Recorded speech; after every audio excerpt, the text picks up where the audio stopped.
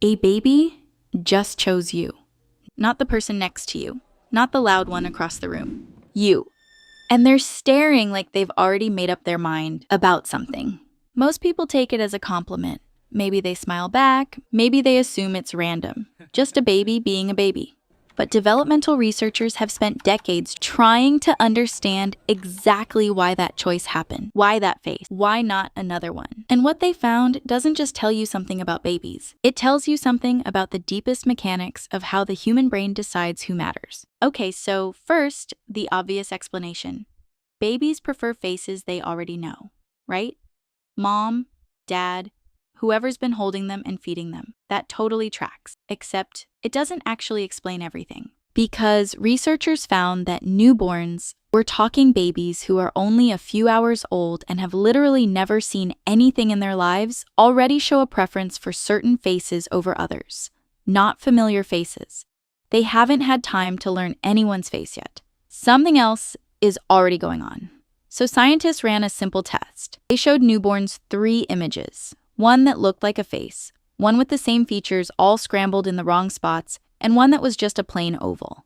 The babies tracked the face-shaped image every single time. Longer, further, more consistently. They had never seen a human face before, and they already knew what one was supposed to look like. That's not something they learned. That came preloaded. Now here's where it gets really interesting. Once researchers knew babies were born face-seeking, the next question was, okay, but are all faces the same to them, or do babies actually have a type? So they ran the studies, showed babies a bunch of different faces that adults had already rated as more or less attractive. And here's what happened.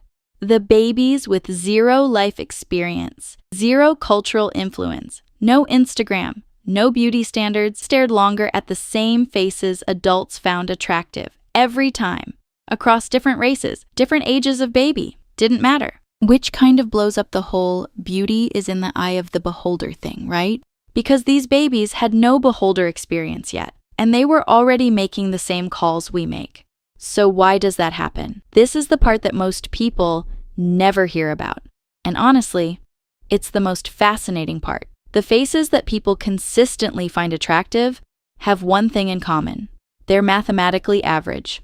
Not boring or plain average in a scientific sense. Features that sit close to the middle of what the whole human population looks like. And that actually means something biologically. An average face is a signal of good genetic diversity, a strong immune system, a healthy development. So when a baby stares longer at an attractive face, they're not making a shallow judgment. Their tiny nervous system is doing something it was built to do over millions of years, scanning faces for signs of health and safety. They can't talk. They can't think it through.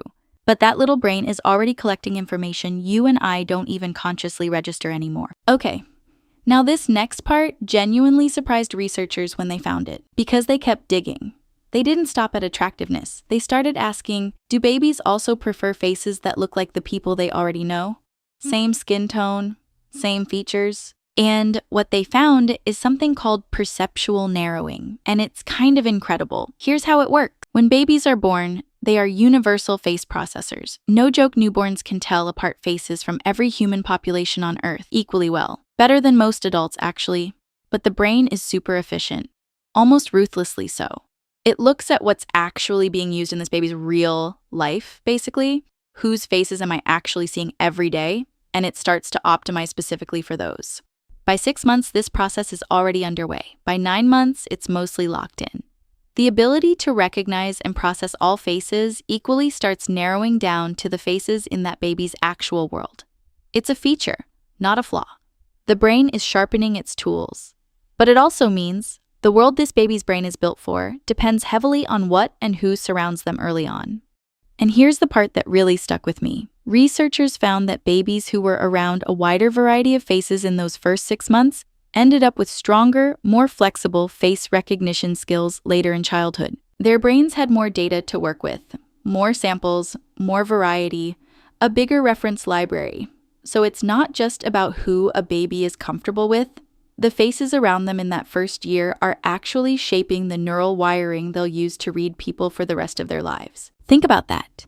You're not just choosing what's in their environment. You're helping build part of how they'll understand other humans. Now, There is something important I want to mention here. If you have a baby in your life who doesn't seem drawn to faces at all, doesn't turn toward them, doesn't track them, doesn't seem that interested in the people around them that's worth paying attention to. That's not a personality thing or a he's just independent thing. Low interest in faces early on is one of the first signals researchers look for when it comes to developmental differences.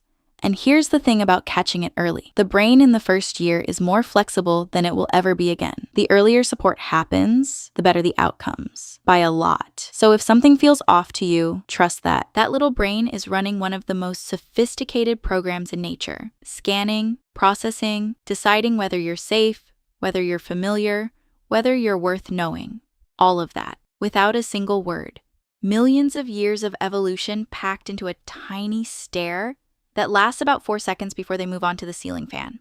They're remarkable, honestly.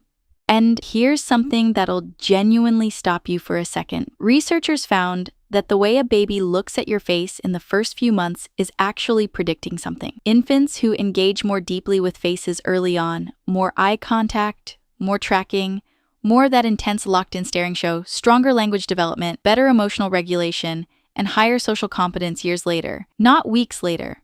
Years. That 4-second stare at 6 months is quietly casting a vote for who this person is going to be at 6 years old. Scientists have found that babies don't just prefer certain faces, they're also making something that looks a lot like a social judgment. In studies where infants watched 2 puppets, one that helped another character up a hill and one that pushed it back down, babies as young as 3 months consistently reached for the helper. They weren't taught that. Nobody explained good and bad to them.